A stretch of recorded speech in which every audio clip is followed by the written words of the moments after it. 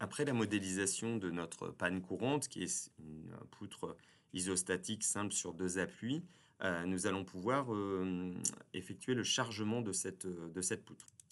Donc dans Robot, dans mon menu déroulement ici, je suis passé à la dernière étape de modélisation qui est le chargement. Donc apparaît une boîte de dialogue ici avec des cas de charge à définir.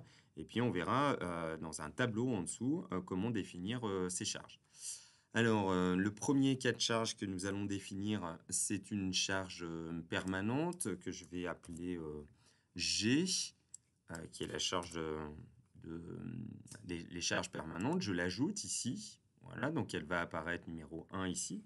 Et automatiquement, Robot me propose de prendre en compte le poids propre de ma structure entière sur cette poutre-là.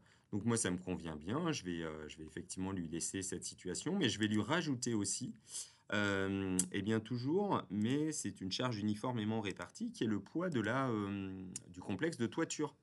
Donc toujours impliqué sur la barre 1.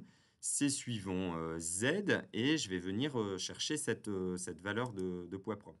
Alors dans le sujet, cette valeur de charge, elle nous a été donnée, pardon, juste au-dessus, voilà. C'est 0,43 kN par mètre carré.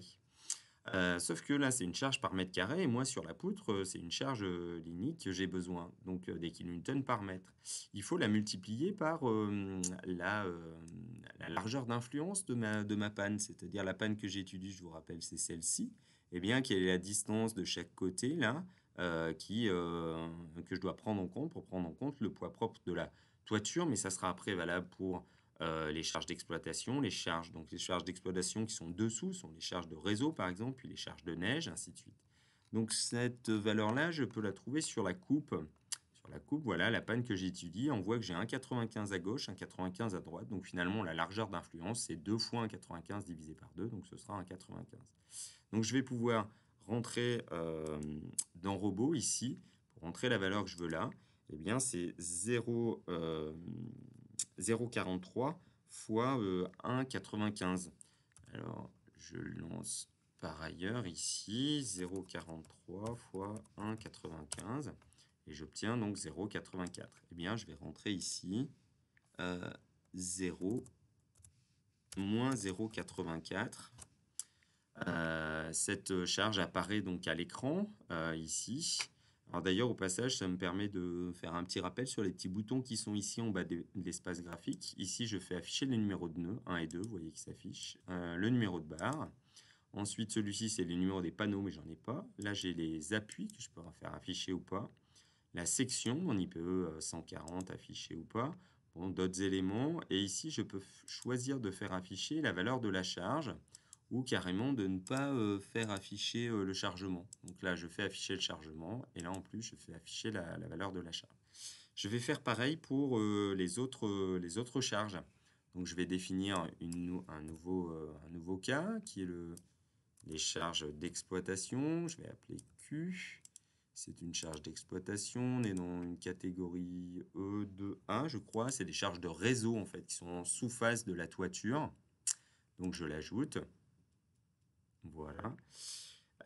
Et je viens définir la charge correspondante. Alors, je peux faire tous les cas de charge, puis appliquer les charges. Moi, je le fais progressivement. Je l'applique sur 1. Suivant Z, on a dit que c'était 0,1, mais fois 1,95. Donc, ça va faire moins 0,195 pour être très précis. Voilà, et donc je vois cette charge appliquée. Ainsi de suite, je vais pouvoir faire les autres. Donc cette fois-ci, la charge de neige. C'est une charge de neige ici. S, ajouter. Et donc la charge correspondante pour la charge de neige, c'est 0,36 fois 1,95, donc ça fait 0,702, toujours en négatif, hein, moins 0,702. Voilà, appliqué sur la barre 1, très bien. Et puis, je vais pouvoir passer à la charge de vent, donc c'est la quatrième qu'il faut que je définisse, W. C'est une charge de vent, W, ajouter. Voilà, et donc, attention, là j'en ai mis... Ouais, donc je suis à W. pas encore repéré qu'elle existait, voilà.